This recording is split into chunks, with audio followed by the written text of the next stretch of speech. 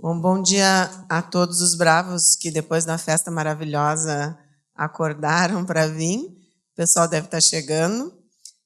Queria dar as boas-vindas, então. Estamos nessa cerimônia abrindo oficialmente o 3º Simpósio de Espiritualidade na Prática Clínica, que é uma realização do novo departamento de Psiquiatria e Espiritualidade da Associação de Psiquiatria do Rio Grande do Sul. E a conferência de abertura vai ser com o professor Alexander Moreira Almeida, da Universidade Federal de Juiz de Fora, e o nosso presidente, o Flávio Chances, que vai estar coordenando essa atividade. A conferência é Position Statement da Associação Mundial de Psiquiatria em Espiritualidade e Psiquiatria, implicações para pesquisa, ensino e clínica. Então, chamar o nosso querido Flávio Chances para ele dar continuidade. Bom dia. Somos poucos e somos guerreiros, né, gente? Só para, antes de chamar o professor Alexander, só para localizar vocês, como é que funciona? Na Associação de Psiquiatria do Rio Grande do Sul tem grupos de estudos, tem... agora não esqueci o nome, tem núcleos e tem departamentos. Tá? Um núcleo, primeiro tem os grupos de estudo que começam sobre um estudo X, sobre um assunto X, como assim começou com a espiritualidade. Depois de um tempo, esse grupo propõe à diretoria que quer formar um núcleo, e assim foi com o NUP, né, pela ANAI. E se esse núcleo se mostra muito produtivo, né, e muito competente no que faz, raramente ele consegue chegar ao título de departamento. Isso é uma longa trajetória. E o núcleo de espiritualidade da Associação de Psiquiatria cumpriu com a ANAI, né, e o grupo essa longa trajetória de uma forma muito legal. Uma associação de psiquiatria que se abre, né, para a questão da espiritualidade, como é a Associação de Psiquiatria do Rio Grande do Sul, né, que é uma associação muito avant-garde em várias áreas, né, é uma coisa muito legal. Assim. Então, há um mês atrás, o NUP, Núcleo de Psiquiatria e Espiritualidade, se transformou em Departamento de Psiquiatria e Espiritualidade. Eu não sei se outra associação no Brasil tem, né? Então é com muito orgulho que nós somos a primeira, né? Coisa de gaúcho, sempre os primeiros. Mas enfim, é muito legal, né? E que a gente, numa sociedade nossa que é tão conhecida na área da psicoterapia, da psiquiatria clínica, da pesquisa, agora também na espiritualidade. Isso fala muito também da abertura, né, e da capacidade que a gente tem que ter de diálogos. Né? Acho que é isso que a gente, né, na nossa gestão, que a Anaí também é diretora na gestão atual, na nossa gestão, né, e dentro do último congresso, que foi de inclusão, a gente tem que ter a capacidade de conversar sobre todas as diferenças. Né? A gente está falando com o Alexander sobre isso. Senão a gente não é uma instituição, senão a gente é algo autocrático, traz só os amigos e aos não amigos nós afastamos. E não é assim que deve funcionar. Democraticamente, o conhecimento é de todos. Então, já existiram 2 simpósios internacionais de espiritualidade, que a Anaí coordenou, na gestão do Salgado e na minha gestão, né, que foram sucesso de público, lotaram a Associação Médica do Rio Grande do Sul, em Porto Alegre.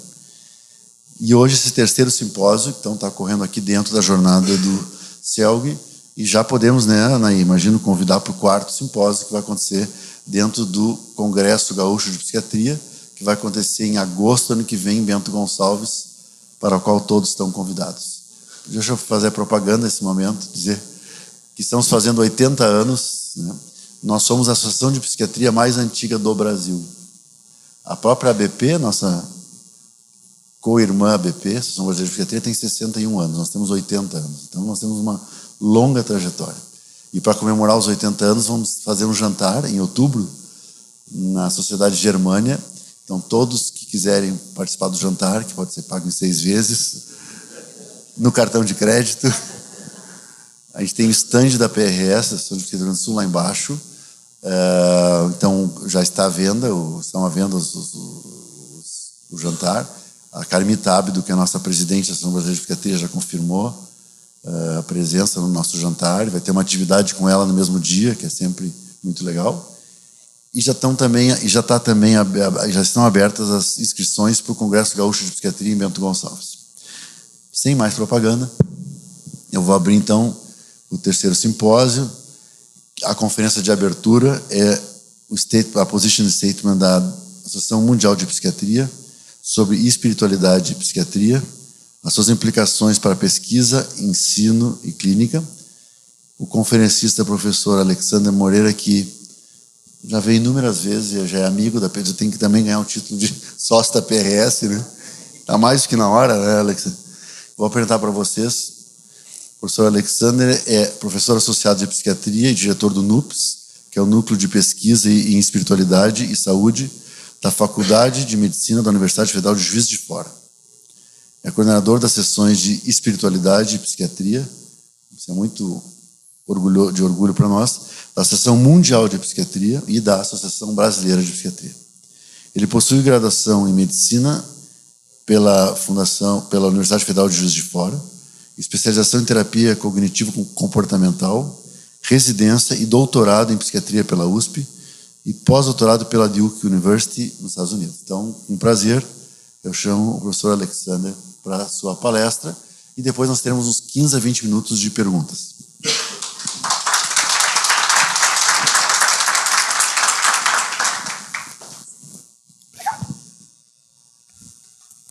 Bom, gente, tá funcionando? Alô? Oi.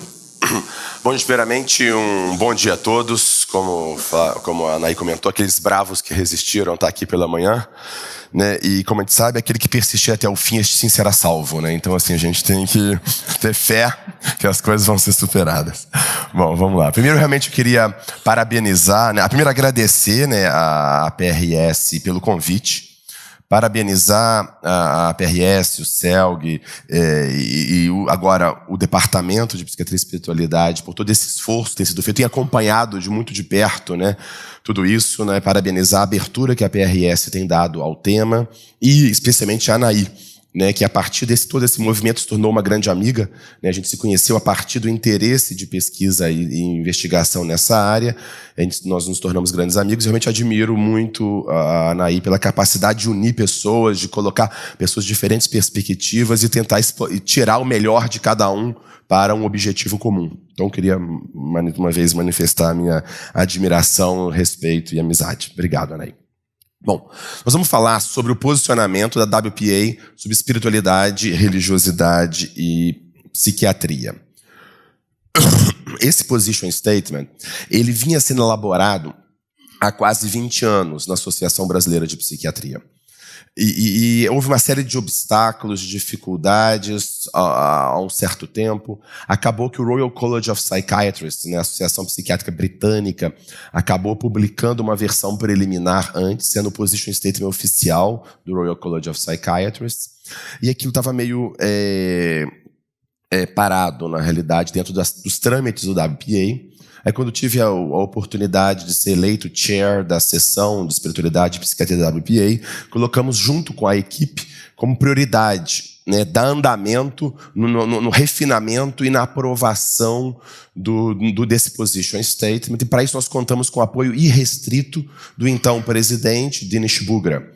Né, então, e com o apoio de uma série de outras pessoas, com bastante facilidade foi aprovado e por unanimidade dentro da coordenação geral da Associação Mundial de Psiquiatria, esse position statement, que é um marco. Foi publicado na World Psychiatry, né, que é a revista de maior fator de impacto na psiquiatria no mundo hoje em dia. Esse artigo é de livre acesso. Ele acabou de ser publicado uma versão em português na revista Debates em Psiquiatria. Os sócios da BP receberam em casa a versão agora de março-abril, a edição de março-abril, com a tradução em português desse position statement. E ele também está disponível no site religionpsychiatry.org, que é o site da seção de espiritualidade da WPA. Então, quem quiser baixar, também em português no site da BP também está disponível. Gente, eu peço desculpa, eu estava completamente afônico ontem, hoje eu estou um pouquinho melhor, mas... Vamos lá. Peço a compreensão de vocês. Mas aí, então, vem a primeira pergunta, né? Assim, será que faz sentido um position statement sobre espiritualidade e religiosidade? Será que este é um tema realmente relevante para a humanidade hoje em dia? A humanidade não está avançando cada vez mais para dar menos valor à religiosidade, à espiritualidade e se secularizando cada vez mais? E, de fato, essa foi uma visão predominante a partir do final do século XIX no ambiente acadêmico ocidental. E que permaneceu uma visão negativa da religião e da espiritualidade como um todo, tá? Desde, por exemplo, Karl Marx, Augusto Comte, Freud, Albert Ellis, né, que acabou dando origem à terapia racional e emotiva, depois à terapia cognitiva. Então, era bastante disseminada uma visão muito negativa da religiosidade e da espiritualidade, associada à imaturidade, neurose, falta de cultura, psicopatologia, ou seja, era um vestígio de primitivismo humano, uma fuga da realidade, pensamento irracional, era mais ou menos como se era visto. E a ideia, à medida que a humanidade fosse avançando, se tornando mais instruída, etc. e tal, desapareceria a religiosidade. Essa foi a grande previsão feita por maioria desses autores há 100 anos atrás, aproximadamente, que desapareceria isso ao longo do tempo. E, na realidade, a gente está aqui hoje em dia, no século XXI, e sabe que isso não aconteceu. Alguns cientistas sociais colocam que talvez seja uma das principais previsões que não se concretizaram, né, dos estudiosos e pesquisadores.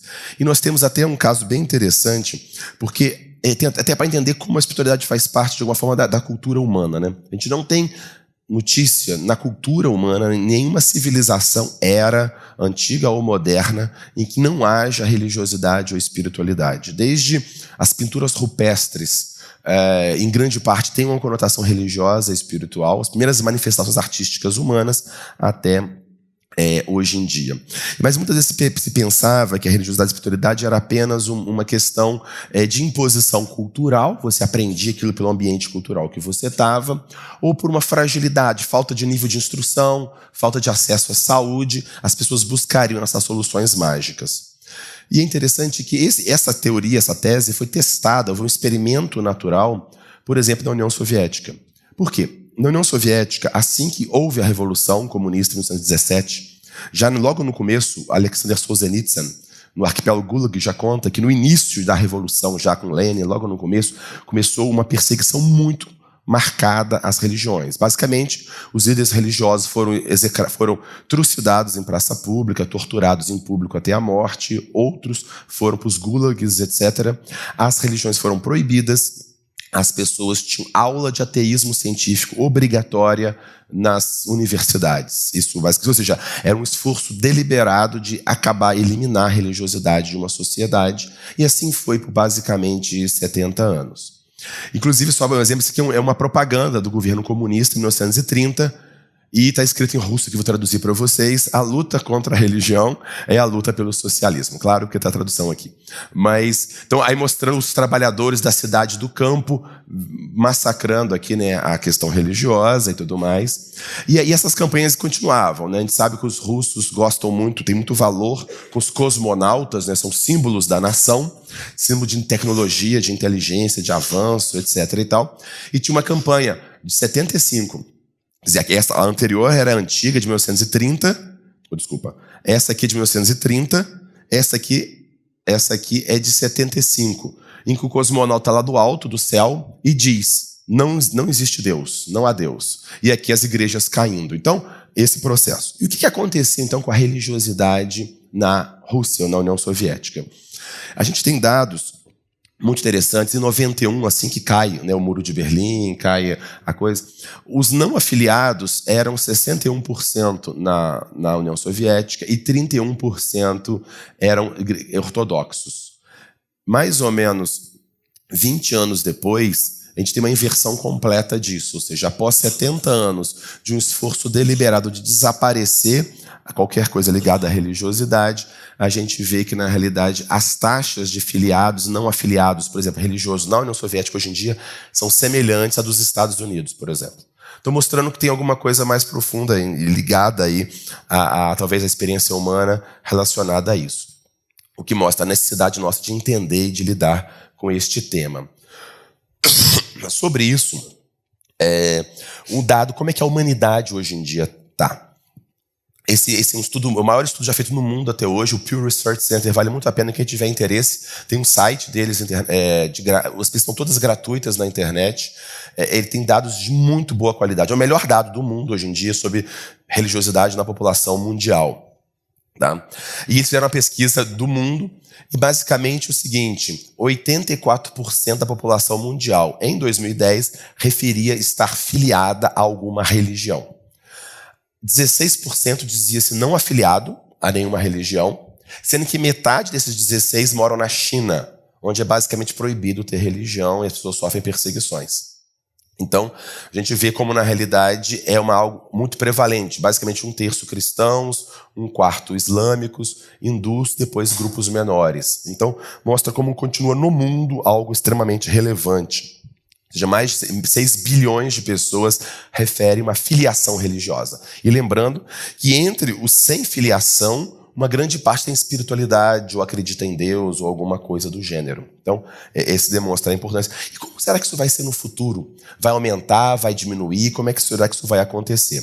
Esse mesmo grupo faz uma projeção baseada nas mais recentes pesquisas, como é que vai ser em 2050. Tá? Aqui está a proporção mundial, mostra que o número de cristãos, a proporção de cristãos na população mundial em 2050 deve ficar mais ou menos a mesma. Muçulmano aumenta de 23 para 29, deve estabilizar em torno de 29% a 30% da população mundial. Já está começando a estabilizar o crescimento muçulmano.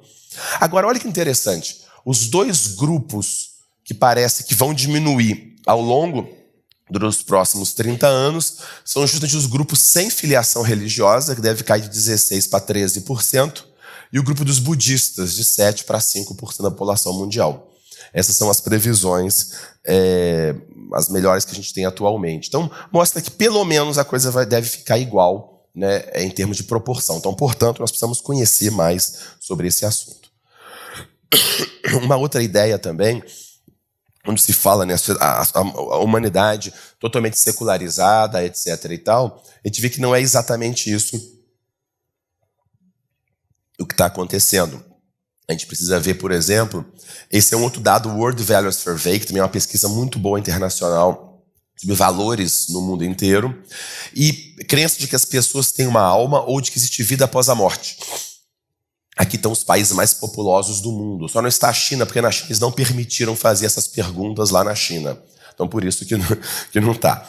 Mas essa pesquisa existe na China, mas essas questões não podiam fazer lá.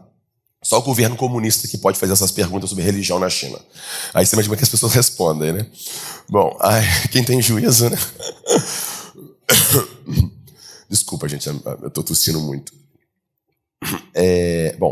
E aí, então nós vemos a maioria absoluta da população mundial acredita que as pessoas têm uma alma e vida após a morte. Tá? O único que deu menos de 50% de vida após a morte foi a Rússia. Só que esse dado é dos anos 90, naquela época que ainda estava saindo do regime comunista. A gente não tem dados mais recentes, então eu não sei. Mas o fato é que, então, de longe, a maior parte da população mundial acredita em vida após a morte, etc. No Brasil deu 71%. Bom, e só para finalizar esse preâmbulo desse contexto também, existe uma ideia também de uma eterna luta entre ciência e religião, como se a ciência estivesse sempre em oposição, ciência e medicina sempre em oposição contra a religião. Hoje em dia, entre os principais historiadores da atualidade, eles têm minado essa visão simplista tradicional. Na realidade, a teoria mais atual, mais aceita, acho a tese da complexidade. Como tudo, é bem mais complexo do que a gente ter uma explicação muito simplista. né? Então, na realidade, a relação é muito mais, às vezes positiva, às vezes negativa, muito mais interessante. Esses aqui são alguns exemplos de livros publicados pela Harvard, pela Oxford, pela Cambridge, sobre novas visões, o consenso atual entre historiadores na área de ciência e religião. Só para a gente ter uma ideia de como é que as ideias são disseminadas, vocês têm ideia quantos cientistas, ao longo da história, foram mortos por religiosos que eram contrários à sua visão científica? Quantos foram queimados na Inquisição? Quantos cientistas foram trucidados, mortos, assassinados, condenados, sei lá o quê, mortos devido à sua visão científica por religiosos refratários contrários? Quantos vocês acham ao longo da história? Bom, o principal autor no mundo na área de ciência e religião, que é um dos maiores historiadores da ciência no mundo, Ronald Numbers, ele foi presidente da Associação Mundial de História da Ciência e editou esse livro pela Harvard University Press sobre mitos em ciência e religião. E eu fiquei muito impressionado quando eu li esse livro, porque logo na introdução ele diz o seguinte, em que ele revisa o panorama de pesquisa sobre isso. Primeiro, o maior mito na história da ciência e religião é que elas têm estado em estado de permanente conflito. Esse é o maior mito da história. Agora, o que eu fiquei chocado foi com esse outro dado. Nenhum cientista, até onde eu sei, perdeu a sua vida devido às suas visões científicas por perseguições religiosas. Nenhum. Não há na história registro documentado. Alguém vai lembrar, mas Giordano Bruno. Giordano Bruno tem um capítulo nesse livro sobre isso. Ele foi morto pela Inquisição, mas por visões teológicas, pela visão que ele tinha de Deus, de Jesus, de vidas em outros planetas. Não tem nada a ver com a visão científica que ele possa ter. Leão não foi morto por isso, não. Não, morto, ele não foi morto. Não, ele não foi morto. Ele não foi assassinado. Isso é falso. Inclusive, o nosso ex-ministro da Educação, Aloysio Mercadante, professor universitário, disse que Galileu foi queimado na Inquisição por defender que a Terra era redonda. Tudo errado. Assim, na realidade, ele não defendia, a ideia não era que a Terra redonda, ele foi condenado porque a Terra giraria em torno do Sol. E segundo, ele nunca foi morto, na realidade. Nunca foi para cadeia, na realidade. Ele teve uma prisão domiciliar. Claro que foi perseguição, que foi um problema e tal, mas não foi isso que aconteceu. Okay? Inclusive, o nome do livro é esse. Galileu vai para a prisão e outros mitos em ciência e religião. É o nome desse livro, que vale muito a pena conhecer. Vamos lá. Bom, então isso é só um preâmbulo, só para a gente poder aquecer um pouco, a gente abre a cabeça aí. E aí agora vamos começar a entrar diante no Position Statement. A OMS, eu vou apresentar os tópicos centrais do Position Statement e tentar discutir com vocês implicações para pesquisa, prática, clínica e ensino em psiquiatria. A OMS e a WPA já defendem há muito tempo cuidados em saúde mental cientificamente baseados em evidência, né? E, ao mesmo tempo, compassivos e com sensibilidade cultural. As pessoas, de modo geral, têm uma ideia muito interessante de ou eu faço uma coisa ou eu faço outra, né? Ou eu defendo os aspectos culturais humanos e viro bicho grilo e ignoro a ciência, ou eu sou cientista hardcore, assim, e essa palhaçada de humanidade não me interessa. Por que eu tenho que fazer essas escolhas? Eu fico impressionado. Sempre assim, são falsas dicotomias. O tempo todo a gente é exposto a falsas dicotomias. Eu defendo a psicoterapia ou a medicação? Ou eu valorizo a espiritualidade do paciente, ou aspectos psicodinâmicos, psicoterápicos, ou a medicação, ou os aspectos sociais. Por que eu tenho que fazer essas escolhas? Não faz sentido nenhum. Bom, mas o fato, tanto o OMS e a WPA defendem que isso tem que estar integrado. Muito bem. Atualmente, há literalmente milhares de estudos sobre a relação entre religiosidade, espiritualidade e saúde. Então, hoje em dia já não é mais discussão se tem relação. Não há dúvida mais que tem relação. Nós vamos falar um pouquinho sobre os principais achados. E esses achados mostram, basicamente, um impacto muito grande na prevalência de transtornos mentais. Por exemplo, especialmente na área de dependência química, uso e abuso de substâncias, né? Um dos maiores fatores preditivos e protetores está o envolvimento religioso. Por exemplo, em termos de prognóstico, taxas de suicídio. Isso foi publicado pela equipe do Tyler Van Der Weel na Universidade de Harvard. Um estudo no JAMA Psychiatry, um ano atrás, mais ou menos. Eles fizeram um segmento de mais de 80 mil enfermeiras por 14 anos. Okay? E eles investigaram a mortalidade por suicídio em 14 anos de segmento das 80 mil enfermeiras.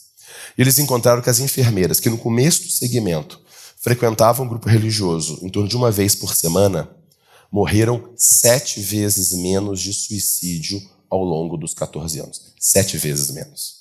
Talvez a gente não tenha nenhum fator de risco ou protetor tão grande quanto isso para um desfecho tão importante, talvez o mais dramático desfecho na psiquiatria. E o mais interessante, esse é um outro dado interessante. Os achados mostram, de um modo geral, que o maior nível de religiosidade, em média, está associado com menos depressão, com menos problemas de álcool e drogas e com melhor suporte social. Então eles fizeram isso, eles testaram para ver se nessas enfermeiras uma maior frequência religiosa estava associado com menos depressão, menos uso de drogas e melhor suporte social, e se isso é que explicaria o menor suicídio. O que eles encontraram? Que, de fato, as enfermeiras que frequentavam regularmente tinham menos depressão, tinham menos problema com álcool e tinham melhor suporte social. Mas não foi isso que explicou a menor mortalidade. Então, um dos grandes desafios hoje em dia é tentar entender o mecanismo. A gente sabe que tem associação, os mecanismos a gente está ainda explorando bastante. Então, o fato é que há estudos mostrando a prevenção diagnóstica. Eu vou discutir isso com mais detalhe. A maioria da humanidade tem religiosidade e espiritualidade, eu já apresentei isso para vocês, e gostaria que ela fosse abordada na prática clínica. Esse é um outro dado. Estudos nacionais e internacionais mostram que, de um modo geral, a maioria dos pacientes gostaria que o seu profissional, o seu psiquiatra, abordasse a sua espiritualidade durante o tratamento, mas a imensa maioria diz que isso não é abordado. Ok? Bom, como eu estava comentando, os estudos empíricos, quem quiser conhecer uma revisão ampla sobre isso, o Harry Dukonig, que é o principal, é um psiquiatra americano da Duke University, com quem eu tive a honra de fazer o pós-doutoramento, é o principal autor no mundo na área, com centenas de artigos publicados, e ele publicou 2 handbooks, primeira e segunda edição pela Universidade de Oxford, pela editora deles, em que ele revisa mais de 3.000 estudos, revisão sistemática, analisando estudo por estudo, dos mais diversas áreas de relação espiritualidade e saúde. Então, melhor resumo, há uma base empírica muito robusta. Então, ou seja, a espiritualidade é algo que é muito prevalente e tem impacto marcante sobre a saúde. Então, é nosso dever ético conhecer e lidar com esse assunto, basicamente. Independente se nós somos ou não religiosos, a questão não é essa. Do mesmo modo, eu tenho que abordar a sexualidade, a vida socioeconômica, porque impacta a vida das pessoas. Bom, em termos de definição, há várias definições, há uma série de questões a esse respeito, mas nós vamos trabalhar com essa definição. De espiritualidade seria aquilo que está ligado com o transcendente e o sagrado. Basicamente é isso. Quer dizer, toda religião, toda espiritualidade é ligada com o transcendente, algo que vai além do nosso mundo, do nosso dia a dia. Existe uma realidade transcendente, uma dimensão espiritual de alguma forma. Deus, espíritos ancestrais, tem algum tipo de noção nesse sentido. E isso está ligado com a realidade última da vida, o essencial, o sentido fundamental da vida. E essa espiritualidade pode ou não se institucionalizar, pode ou não se transformar numa tradição, que aí viraria uma religião, que são sistemas de crenças e práticas compartilhados com vista a fomentar a espiritualidade. É claro que é possível existir espiritualidade sem a religião, mas a imensa maioria da população mundial tem a espiritualidade dentro de uma religião. Bom, esse é o estudo, na realidade, que eu tinha, esqueci que eu tinha botado o slide aqui, esse é o estudo que saiu na JAMA Psychiatry, que eu comentei, das enfermeiras. Então foram 89 mil enfermeiras, sido por 14 anos. As enfermeiras que nunca frequentavam um grupo religioso tiveram 7 mortes por suicídio por 100 mil pessoas ano. As que frequentavam uma vez por semana tinham 1 morte. Ou seja, 7 vezes menos. E aqui, quando eles controlaram, como eu falei, para integração social, consumo de álcool, depressão, etc., não alterou em nada o índice de correlação, que o odds ratio era 0,16 para quem frequentava, em correlação com quem não frequentava. Tá certo? Então, ou seja, esse é o estudo. Estão saindo vários outros estudos, outros artigos ligados a esse estudo sobre mortalidade geral, que também tem um impacto em mortalidade geral e outros aspectos. Vale muito a pena. Fazendo só, já que foi feito propaganda antes, vou fazer uma outra também. O Tyler Van Tuyl, que é o primeiro autor aqui, é um professor titular de epidemiologia e estatística de Harvard. Ele virá aqui ao Brasil. Nós faremos um evento ano que vem, 29 e 30 de março, em Juiz de Fora, o CONUPS, o 2º Congresso Internacional de Saúde e Espiritualidade, e vai focar em pesquisa em espiritualidade e saúde, e ele virá para dar cursos e conferências. Então, quem tiver interesse, depois a gente pode conversar sobre isso.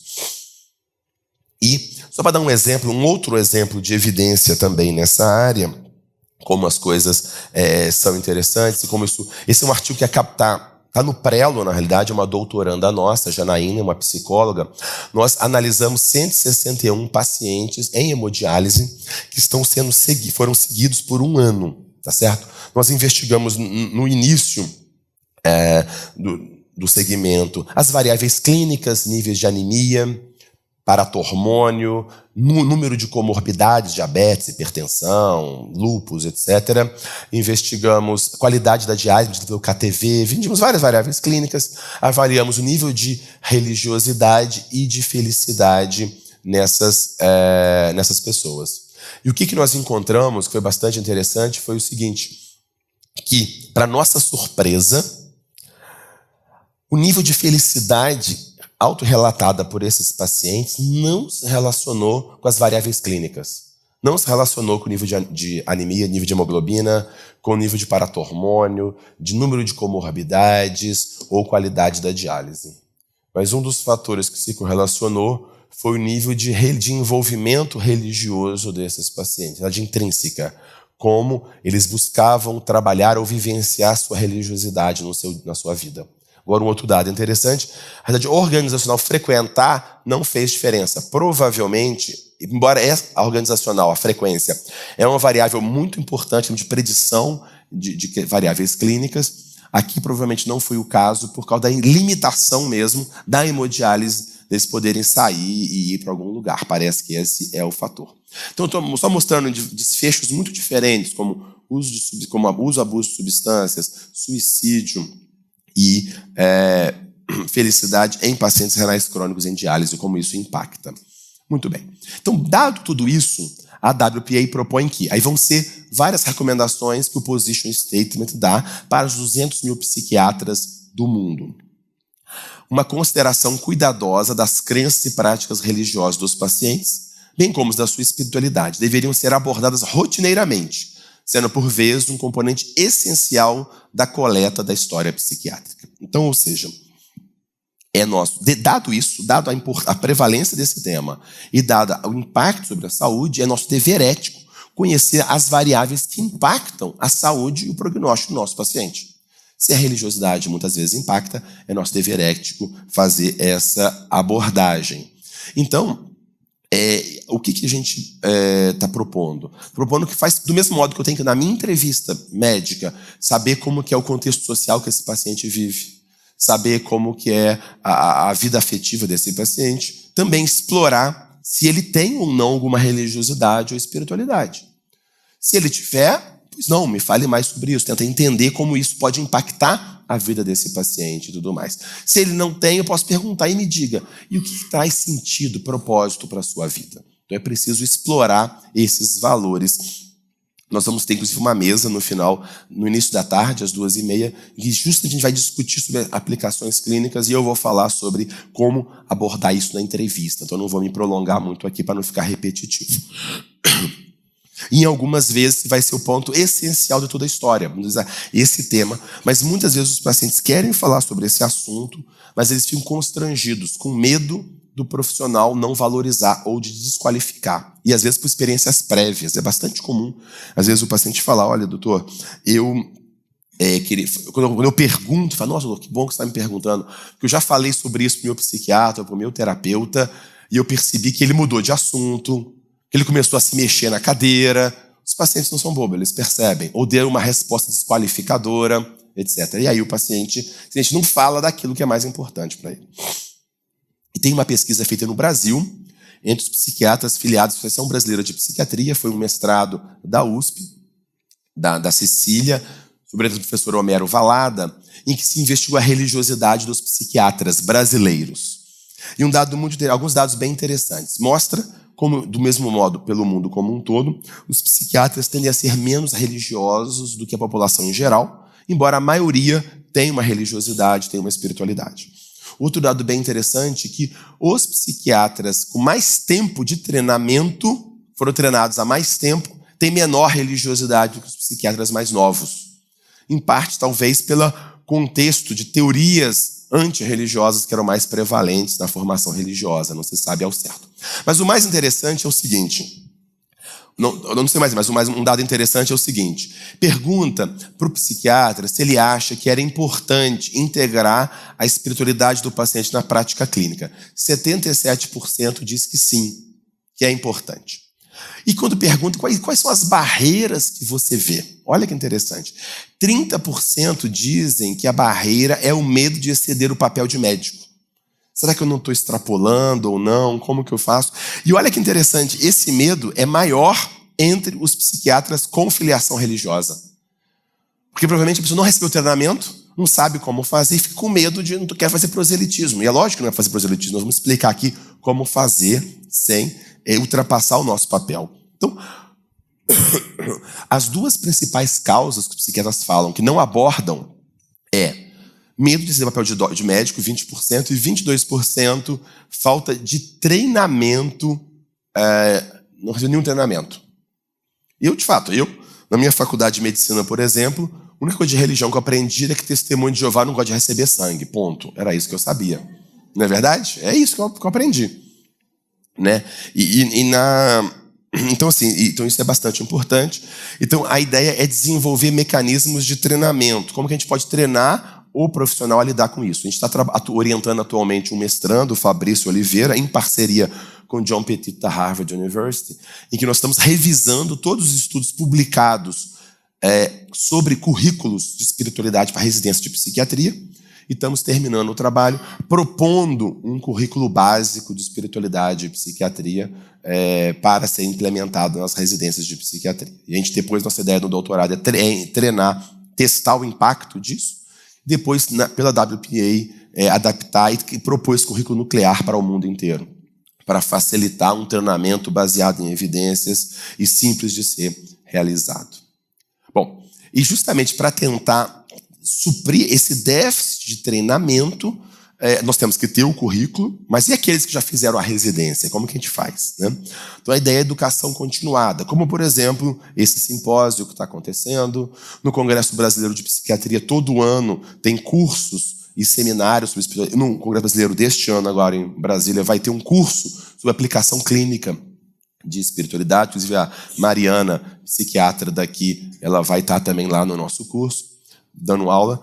E a gente publicou, por exemplo, recentemente na Revista Brasileira de Psiquiatria, uma diretriz de implicações clínicas para como abordar a espiritualidade dos pacientes. Tá? Então, está disponível para quem tiver interesse. Primeiro, isso é uma das coisas mais importantes. A abordagem deve ser centrada no paciente. E não é o que é importante para mim enquanto profissional que interessa. O que interessa é o que importa para o paciente. Então, eu não posso prescrever ou impor as minhas crenças religiosas ou antirreligiosas. Esses dois problemas são importantes. Porque eu posso ter um paciente religioso, um profissional religioso, que quer impor sobre o paciente que ele precisa desenvolver a fé dele, que ele precisa ir na igreja, que ele precisa... Óbvio que isso é inadequado. Do mesmo modo, também é inadequado se eu não tenho religião e tenho uma visão antirreligiosa, o que é meu direito, claro, como qualquer ser humano, mas eu não tenho direito de impor essa visão sobre o paciente, de dar interpretações desqualificadoras sobre a religiosidade do paciente, ou ignorar esse aspecto porque eu não gosto deste aspecto. Do mesmo modo que não é adequado eu desqualificar um paciente pela sua orientação sexual porque eu gosto ou não gosto dessa orientação sexual. É a mesma coisa. Então, é centrado no paciente, no que interessa para o paciente. Se aquilo não for importante para o paciente, ok, a gente passa para outro assunto. Então, o que é importante para a sua vida? Agora, se é importante, por favor, me fale mais sobre isso. Como isso impacta a sua vida? Como isso impacta o modo que você vê e lida com a sua doença? Como isso te ajuda? Como isso te atrapalha? Como você acha que isso pode ser usado de modo construtivo na sua recuperação? Essa é a ideia básica. E temos que ter uma consciência ternária, como eu falei, de ver os aspectos físicos, mentais e espirituais do paciente, ver essa integração. Outro aspecto importante, que nós clínicos exploremos nossas próprias histórias e visões religiosas e espirituais, porque a contra-transferência pode acontecer, a gente precisa estar atento para essas questões. O que nós propomos é uma abordagem open-minded, uma abordagem aberta, de genuíno interesse por aquilo que é relevante para o paciente. Ou seja, se eu mostrar para o paciente o que ele traz é relevante para mim, o que importa para ele é importante para mim, e um genuíno respeito pelas suas crenças, valores e experiências, independente o quanto isso é semelhante ou não aos meus próprios valores. Mais uma vez, religiosos ou antirreligiosos, não importa. Segundo item.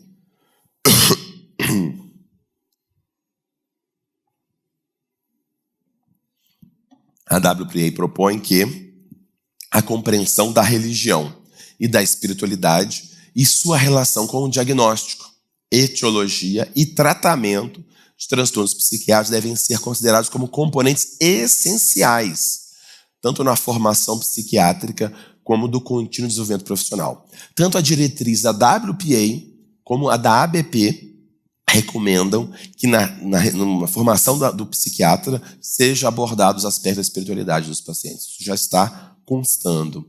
Então, é importante saber, como nós já vimos, um dos fatores importantes, né, sobre a pessoa, a gente precisa conhecer. E lembrando, mais uma vez, que a espiritualidade pode ter efeitos positivos ou efeitos negativos. Por exemplo, só dar um outro exemplo, a gente também acabou de publicar na Revista Brasileira de Psiquiatria um estudo de longitudinal, uma coorte de 2 anos de pacientes bipolares ambulatoriais, 168 pacientes ambulatoriais. E nós identificamos que, ao longo dos 2 anos de segmento, o coping religioso, como o paciente lidava com a religião no começo do segmento, teve um marcante impacto sobre a qualidade de vida no RUCOL 2 anos depois, mesmo nos pacientes eutímicos. Isso é muito interessante. Nós sabemos que a recuperação plena de um paciente bipolar, por exemplo, não é só ele não estar mais deprimido ou em mania. Como está a qualidade de vida, a funcionalidade dele, o full recovery, né? A recuperação plena, que a gente fala hoje em dia.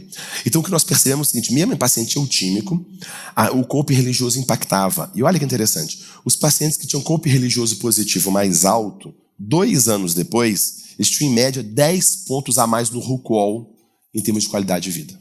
Mas, esses pacientes que tinham coping religioso negativo, faziam uso negativo da religiosidade, 2 anos depois eles tinham 20 pontos a menos na qualidade de vida.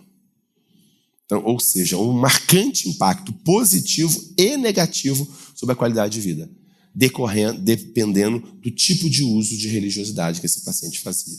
Obviamente, eu não posso negligenciar esses aspectos, né? Então, a gente precisa, no nosso treinamento, aprender a lidar. E também como eu faço o diagnóstico, vou falar um pouquinho também sobre isso. Então, só para a gente ter uma ideia, em termos de diagnóstico diferencial, as pessoas, por exemplo, que referem experiências espirituais. Você tem um católico carismático que ouve o Espírito Santo, você vai ter um bandista que tem contato, visões, sensação de influência com os caboclos, o preto velho, um espírita, um pentecostal, você vai ter isso das mais diversas situações, né? E como que isso pode ser frequente e afetar as pessoas. Só para a gente ter uma ideia, e essas prevalências estão aumentando. Esse aqui é um estudo do Gallup nos Estados Unidos. Se você já teve uma experiência mística ou religiosa, em 1962, nos Estados Unidos, 22% referia que sim. Em 2009, 49% referia que sim. Ou seja, nós temos talvez um aumento da prevalência desse tipo de vivências, experiências místicas, e como que a gente diagnostica e faz o diagnóstico diferencial como um transtorno mental, por exemplo, né? Por exemplo, aqui, se você já sentiu em contato com alguém que já morreu, nos Estados Unidos também, em 90, 17% falou que sim, em 2009, 29%. Então, ou seja, esses assuntos precisam ser levados em consideração.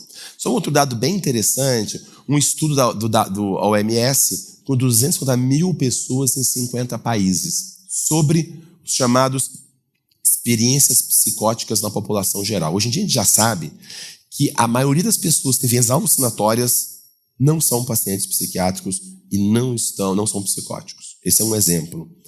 A experiência psicótica no ano anterior, experiência psicótica, alucinações, coisas assim, sem ser sob efeito de substâncias e sem ser hipnagógicas e hipnopômpicas. ok?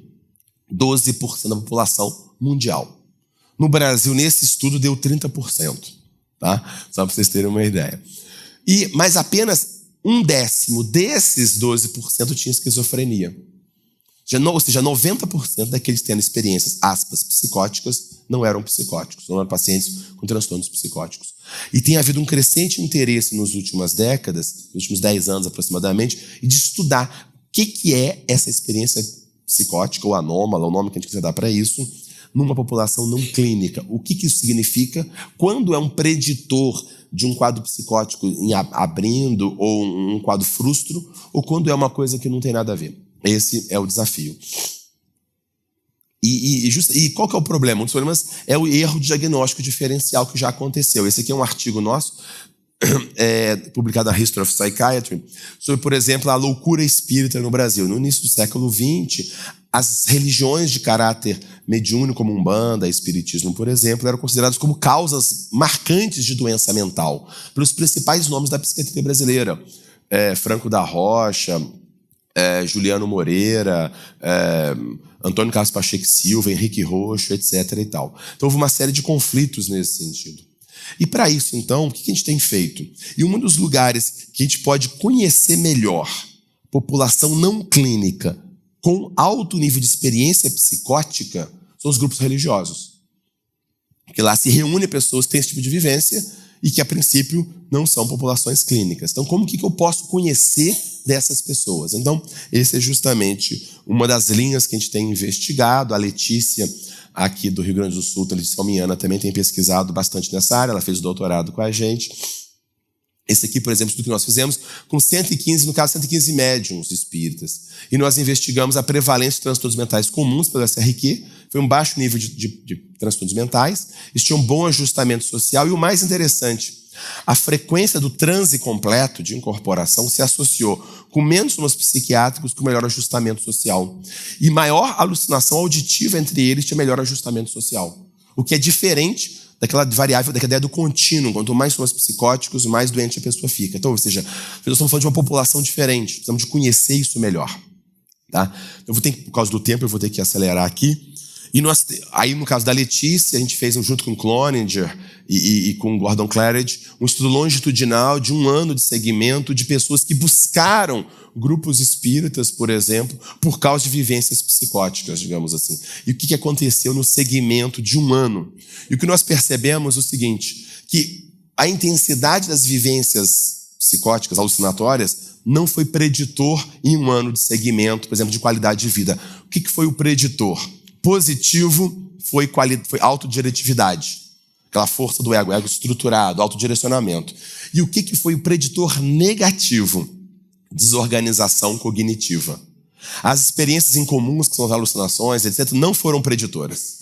A desorganização cognitiva, sim. Cada vez mais, no diagnóstico diferencial entre uma experiência psicótica, entre um transtorno mental psicótico, esquizofrenia, por exemplo, e uma experiência espiritual, a gente está dando menos valor aos sintomas positivos, digamos assim, alucinações, etc., e cada vez mais a sintomas negativos e desorganização cognitiva. Este parece ser realmente os fatores importantes do diagnóstico diferencial. A gente também propôs, a gente faz parte da força-tarefa do CID-11 sobre transtornos dissociativos, e a gente tem trabalhado sobre esses critérios, né? E, basicamente, uma das coisas importantes são justamente não focar apenas nas experiências alucinatórias, as perceptuais, digamos assim, e compreender mais amplo. Sintomas negativos, desorganização cognitiva, prejuízo funcional, etc.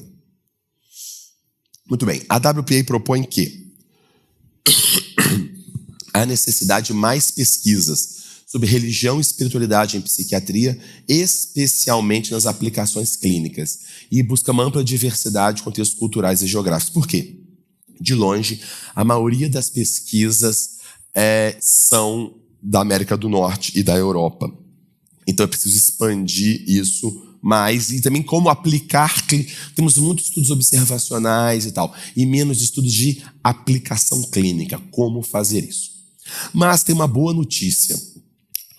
Sobre a ciência geral, você sabe qual que é a posição do Brasil em termos de publicação científica na ciência mundial? Que posição vocês acham de país que nós estamos? No ranking mundial de ciência global. O que vocês acham? Chuta aí. Dos 200 países do mundo, nós estamos em que posição? Produção de artigos científicos internacionais. Chuta aí, gente. Estamos em 13ª posição. O que é mais ou menos correspondente ao nosso PIB em relação ao mundo. Está dentro mais ou menos da média. Na área de religiosidade, nós somos o 5º país que mais produz religiosidade, espiritualidade e saúde. Então, o Brasil é um protagonista mundial na área de espiritualidade e saúde. Tá? Nós somos o 5º país, isso aqui é o do Scopus, os últimos 10 anos, nós somos o 5º país e o primeiro de língua não inglesa, porque é Estados Unidos, Reino Unido, Canadá, Austrália, Brasil, Alemanha, Irã, Índia, Israel, Holanda. Então, ou seja, o Brasil é um país já protagonista nessa área, né? Nós temos centros de pesquisa na USP, na Federal de Juiz de Fora, aqui na Federal do Rio Grande do Sul, realizando pesquisas de ótima qualidade, de repercussão internacional nessa área. E não tenho dúvida que a gente pode crescer e tornar cada vez maior esse impacto internacional. E um dado interessante, nas pesquisas de espiritualidade e saúde do Brasil, as áreas que mais publicam primeiro é a psiquiatria. A psiquiatria está liderando no Brasil o tema, tá? Depois nós temos as revistas de enfermagem e também saúde coletiva. São as 3 áreas que mais avançam no Brasil. Engraçado que no Brasil a psicologia é mais refratária. No mundo, depois da medicina, a psicologia é a área que mais publica. Aqui no Brasil ela é a 3ª ou 4ª posição, na realidade, a psicologia. Embora exista na Associação Nacional de Pós-Graduação em Psicologia, ANPEP, um grupo de trabalho, um GT em psicologia e religião. Mas isso é um dado interessante aí. Então, ou seja, há uma necessidade sim de expandir pesquisas, o Brasil está fazendo o seu papel nesse sentido e de expandir pesquisas de impacto clínico na realidade. Citando 2 exemplos de pesquisa aqui do Rio Grande do Sul, o Bruno Paz Mosqueiro, que está aqui, está fazendo um doutorado lá na Federal do Rio Grande do Sul, o professor Marcelo Fleck, justamente investigando em pacientes deprimidos, internados, graves, qual é o impacto da religiosidade na recuperação desses pacientes. E, por exemplo, a Mariana também, que está fazendo um doutorado também na URGS, com a professora Gisele Gus, e está investigando TCC e mindfulness em paciente, em ensaio clínico controlado, em pacientes com transtornos ansiosos. Ou seja, há uma série de intervenções sendo feitas, estudos de boa qualidade sendo feitos no nosso ambiente. Bom, questão 4. A abordagem da religião da espiritualidade deve ser centrada na pessoa, nós já falamos isso. Não, o psiquiatra não deve usar sua posição para fazer proselitismo de suas visões de mundo seculares ou espirituais. Quer dizer, não é nosso papel fazer proselitismo, divulgação, propaganda de nossas visões de mundo. Obviamente, isso é inadequado, ok? Os psiquiatras devem sempre respeitar e ser sensíveis às crenças e práticas espirituais de seus pacientes, famílias, cuidadores, etc. Ok? 5. Os psiquiatras, sejam quais forem suas crenças pessoais, devem estar dispostos a trabalhar com líderes, membros de comunidades religiosas, capelães, agentes pastorais e outros membros da comunidade em suporte ao bem-estar de seus pacientes e incentivar os seus colegas a fazerem o mesmo.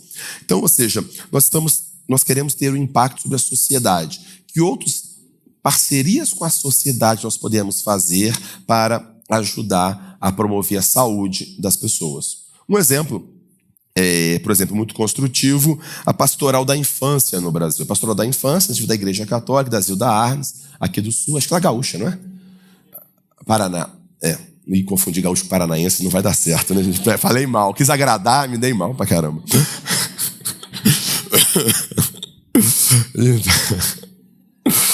Vamos lá. Até perdi aí, falando bobagem, até perdi.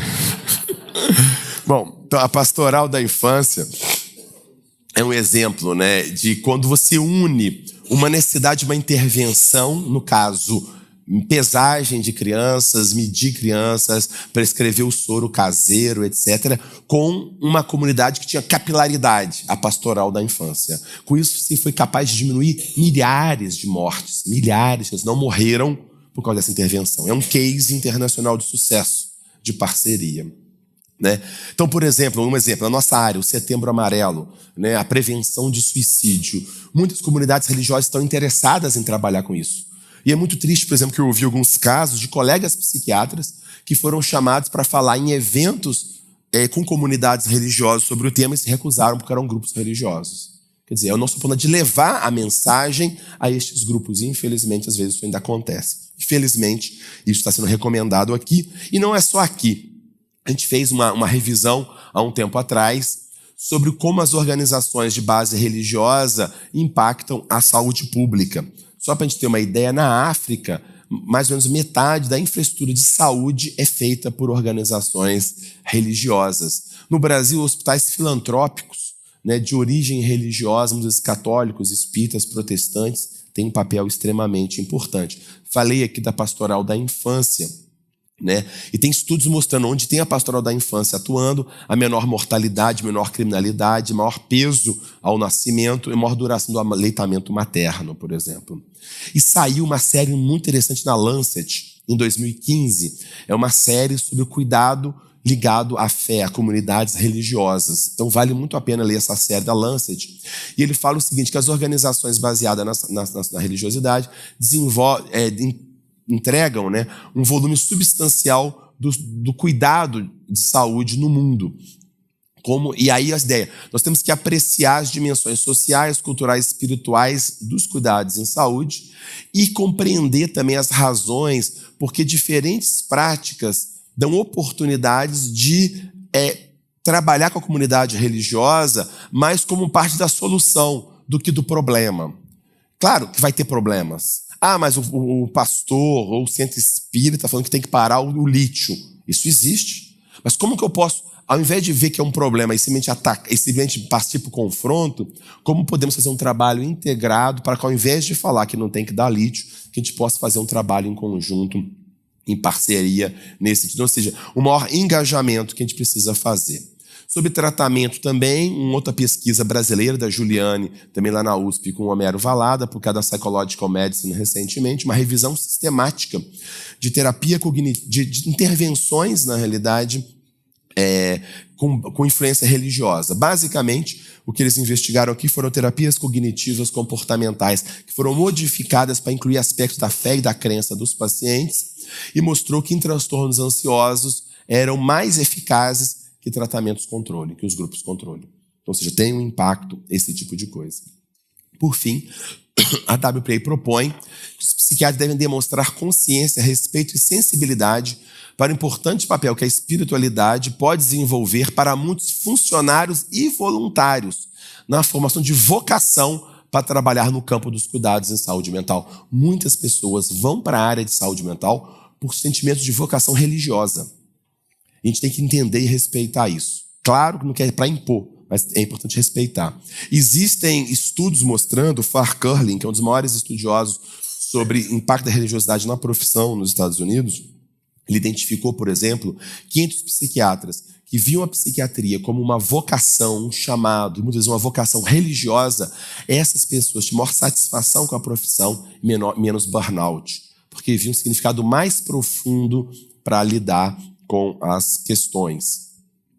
E o último indicador, que os psiquiatras devem estar cientes tanto do potencial benéfico quanto prejudicial, como nós já falamos também. Sempre tem um lado negro da força. O Darth Vader está sempre por aí também. Né? Das visões de mundo religiosas, espirituais e seculares. E estarem dispostos a gerar essa informação de modo imparcial para a comunidade. Nós temos um papel de disseminação de informação na comunidade. Então, eu queria realmente agradecer para abrir um espaço para perguntas e comentários. Quem tiver interesse em seguir informações na área, o Facebook do nosso grupo, fjf.nups, e também nós criamos um canal no YouTube há mais de 4 anos para divulgação de vídeos em ciência, saúde e espiritualidade. Alguns dos principais autores do mundo estão nesse canal, desde, por exemplo, Dinesh Bugra, ex da WPA, German Bergs, de Cambridge, professor Wagner Gattas, da USP, pessoas das mais diversas da psiquiatria, psicologia, filosofia, ciência. São vídeos curtos, de 4 a 5 minutos, com aspectos teóricos e aspectos práticos. E embaixo de cada vídeo tem um link para saber mais. A ideia é colaborar na educação continuada acessível e de qualidade. Robert Cloninger foi o primeiro entrevistado do nosso canal com uma série de materiais aí nesse sentido. Muito obrigado. Bom dia.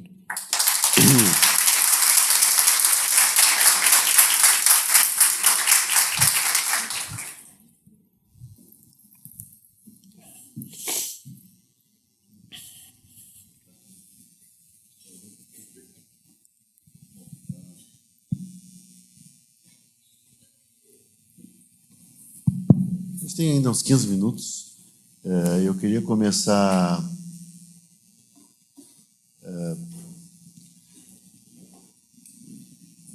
na verdade, fazendo mais uma propaganda, mas no último jornal da PRS, a Anaí então escreve sobre a transformação do NUP, né, em departamento, e a gente publica o statement, né, na íntegra no nosso jornal. Então, eu quero dizer que, ao final, aqui está à disposição de vocês. Quem quiser ficar com o statement está aqui, né? Especialmente os não sócios, porque os sócios receberam. Então, nós temos alguns poucos exemplares aqui. Está todo o statement, o último jornal da PRS. A gente pode deixar para vocês aqui. Certo? Que grata surpresa, eu não sabia. Obrigado. Bom, outra questão que eu acho, enfim, importante é... Eu só vou levantar essa questão que o professor Alexander falou. Eu sei que vai ser o assunto de hoje às 2:30 da tarde, mas eu estou pensando, estava conversando com o Fernando Schneider aqui, é super comum que os pacientes, em algum momento, muito comum, nos perguntem assim: doutor, bom, o senhor não acredita, né? O senhor não acredita. Você também tem uma ideia dos pacientes de que que o psiquiatra não tem nenhuma espiritualidade. E aí, naquele momento, eles ficam absolutamente constrangidos, né? Eu queria, depois, depois eu vou passar para vocês, enquanto vocês pensam na pergunta, que o Alexandre pudesse falar um pouco sobre isso, ainda que eu sei que é o tema da tarde. Perfeito. Esse é um tema bastante difícil, a gente não tem evidência científica sobre como lidar com isso, mas é a questão de como as pessoas lidam e pensam sobre isso. Aquele artigo de 2014 da Brasileira de Psiquiatria sobre diretrizes, que nós discutimos exatamente esse assunto. Basicamente, a primeira, acho que a melhor alternativa, a primeira, é mostrar para o paciente, porque muitas vezes quando ele faz essa pergunta, ele quer saber o seguinte: você vai levar a sério o que eu estou falando? Eu posso me abrir de verdade com você e você falar que eu sou louco? É isso que ele quer saber. A maioria das vezes ele quer saber isso. Entendeu? E quer dizer assim, se você aceita, então eu posso falar. Se você não aceita, você vai achar que eu sou louco. Mas esse é o medo. Então, eu tenderia no começo a não falar o que eu acredito ou não, evitar esse assunto, acho que essa é a ideia, a princípio eu vou evitar. Principalmente quando está estabelecendo um vínculo inicialmente, né? Mas muito mais já para o paciente sentir: olha, isso que você fala, eu sei que é muito importante. E eu respeito e valorizo muito. Eu queria muito conhecer como você vivencia isso. Então, eu devolveria isso, reassegurando a minha empatia e meu sincero, genuíno interesse pelo paciente, por aquilo que ele vivencia, e que pode ficar tranquilo, que eu não vou desqualificar, rir, porque às vezes eles vêm de experiência desqualificadora do passado. Esse que é o problema também. Tá? Então, a primeira resposta que eu daria seria essa. Isso. Falar: olha, quando ele faz essa pergunta, eu devolveria da seguinte forma: olha, eu sei que esse assunto é de extrema importância. É um assunto que a psiquiatria tem trabalhado cada vez mais. Eu, pessoalmente, tenho também visto alguma coisa sobre isso. E eu sei o quanto isso é muito importante para as pessoas. Eu sei que isso muitas vezes é visto como uma coisa problemática. Eu não vejo necessariamente nesse sentido. Então, eu teria muito interesse em conhecer a sua vivência sobre isso. Pode ter certeza que eu vou estar aqui todo ouvidos para escutar com atenção, com dedicação, isso que eu estou falando. Então, se eu dei isso, de modo geral, o paciente está tranquilo. Resolvido isso para ele. De modo geral, acho que isso resolve. Na maioria, 90% das vezes, minha experiência, 90% das vezes isso resolve. Tá? Porque também, se você simplesmente fala qual que tem dois efeitos. Um efeito pode ser benéfico, o paciente se identifica, ele fica à vontade, mas pode ter dois efeitos colaterais. Ele pode não gostar da sua posição. Você não tem religião, então você é do demônio. Então você dá outra religião que também é do demônio. Aí eu não quero falar, isso é um problema. Ou então, é da minha mesma religião, então eu posso ter medo de falar algo que não é bem visto na minha religião, e se você criticar. Então, mas se o paciente insiste muito, ele quiser saber, acho que do ponto de vista ético ele tem direito de saber. Se ele insiste, eu faço questão absoluta de saber que sim. E é uma coisa mais delicada, às vezes você pode até falar, mas independente disso, eu não estou aqui enquanto religioso, estou aqui enquanto profissional, poder te ouvir. Aí você já tenta prevenir essas possíveis interações negativas. Mas, em resumo, se você mostra que você está realmente interessado e você está aberto para o que for, isso de modo geral resolve o problema. Vou passar antes, só para o Félix vai fazer uma pergunta, só uma brincadeira aqui. Nos teus slides tu mostrou que 0,2% da população é judia, né? E eu sou judeu, eu digo assim, tem 0,2% da população, mas na Sociedade de Psiquiatria tem 50%, né?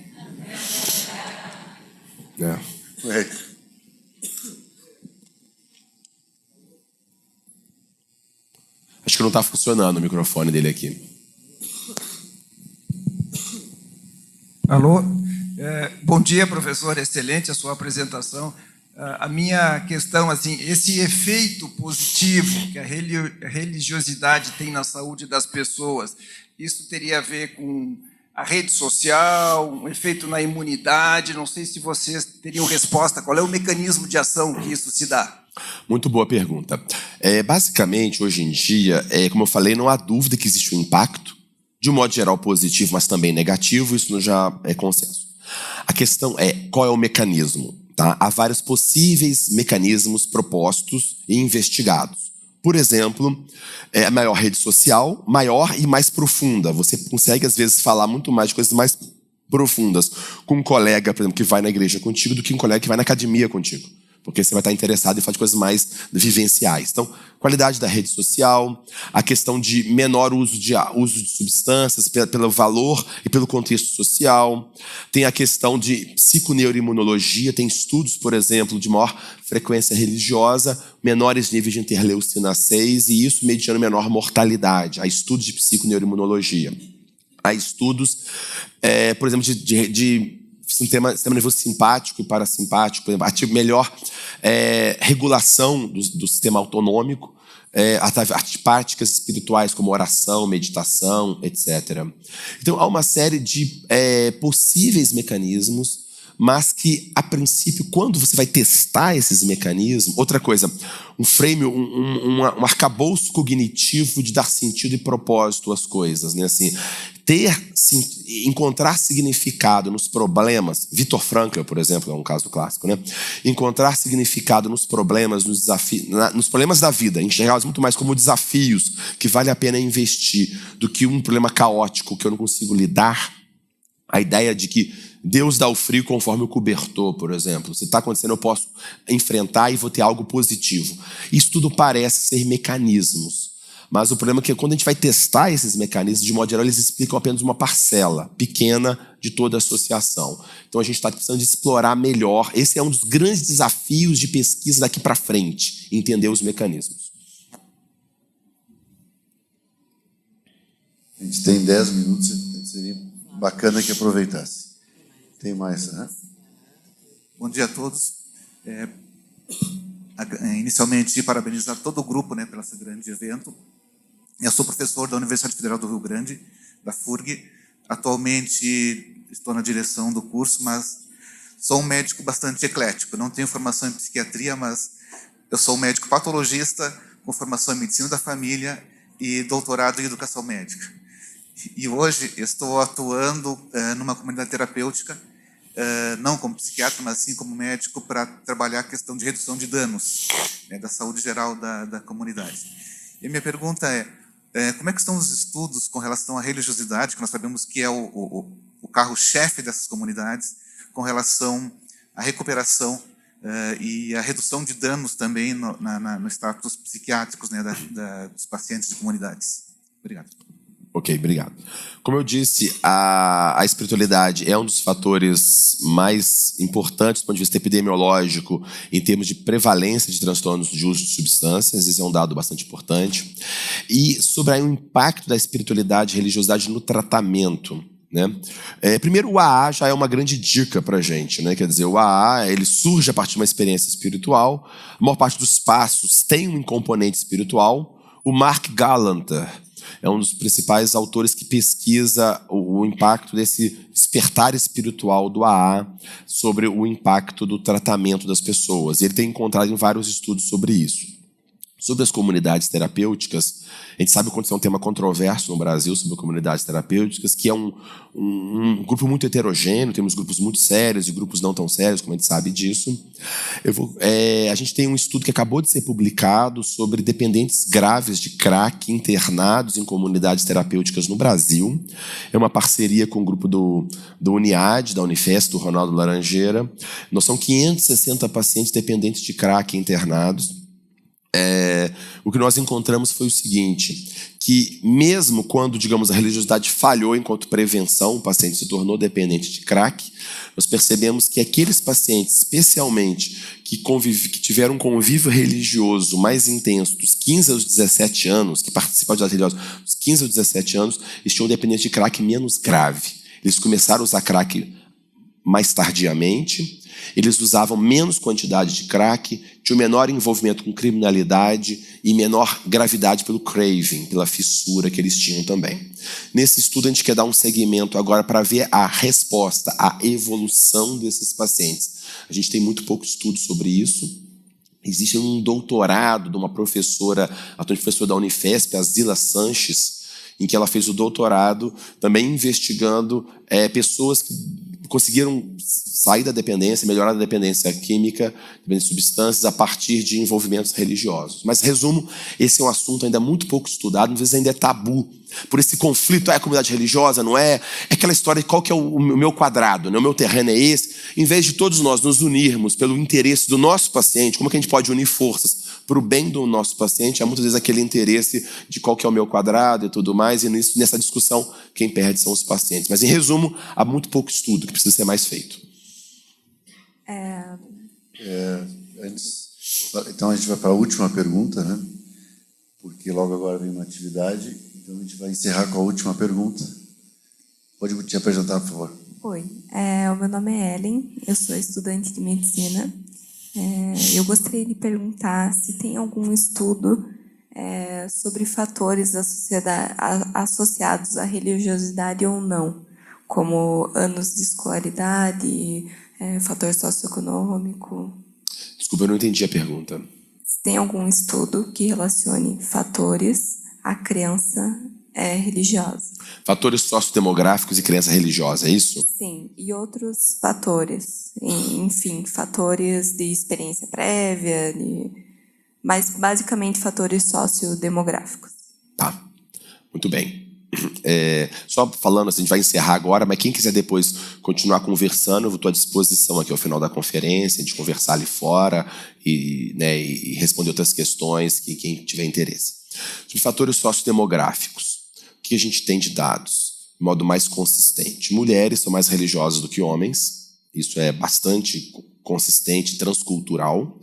Mulheres são mais religiosas do que homens. A idade é um fator, o idoso tem de ser mais religioso.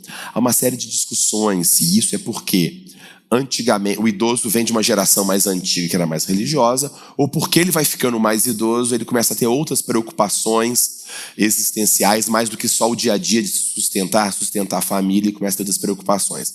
Há uma discussão sobre isso. Sobre escolaridade, há uma grande discussão sobre isso também. A ideia, muitas vezes, que a gente tem, quanto mais escolaridade, menos religioso, etc. e tal. A gente tem um estudo nacional, a gente fez um levantamento nacional da população brasileira, uma amostra da população brasileira, não houve associação entre filiação religiosa e nível de escolaridade, tá? Não houve essa associação. Acho que, basicamente, os dados mais consistentes que nós temos são justamente...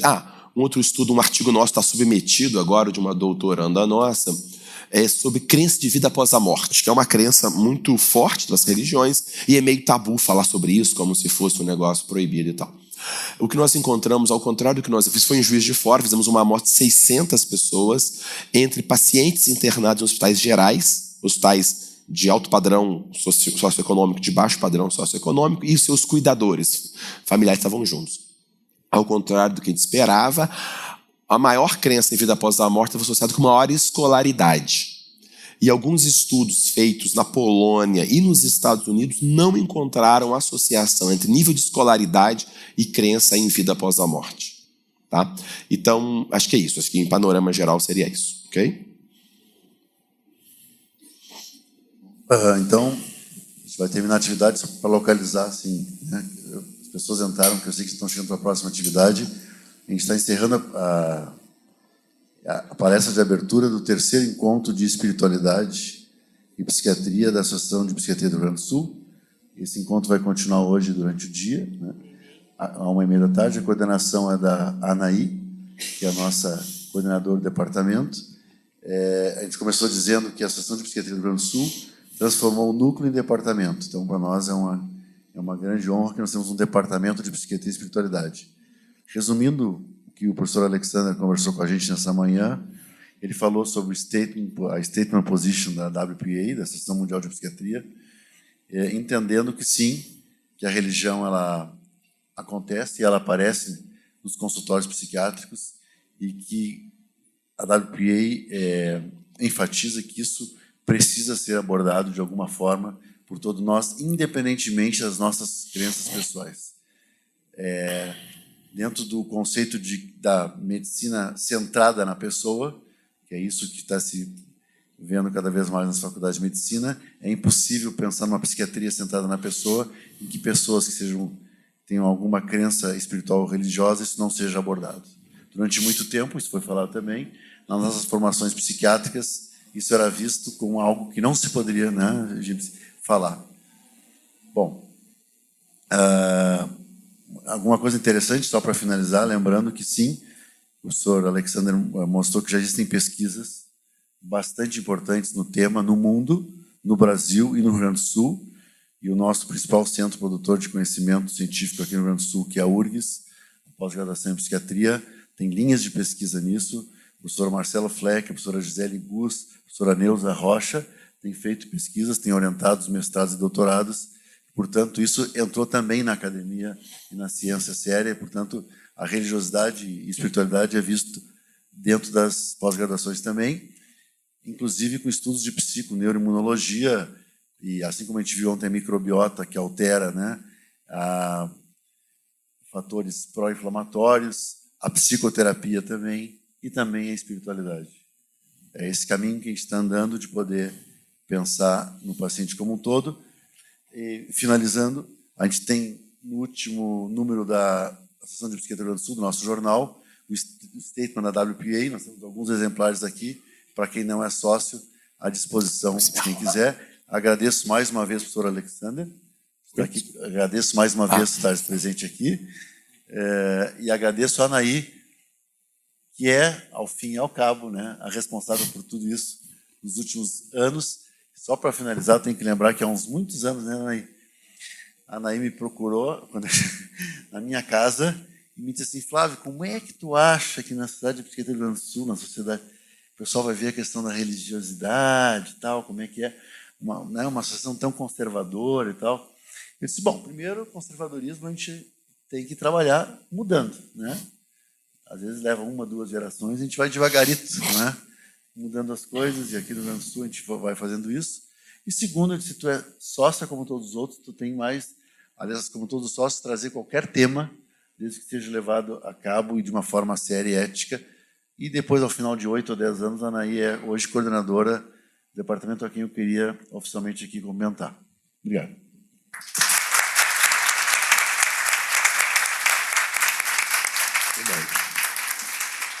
Parabéns.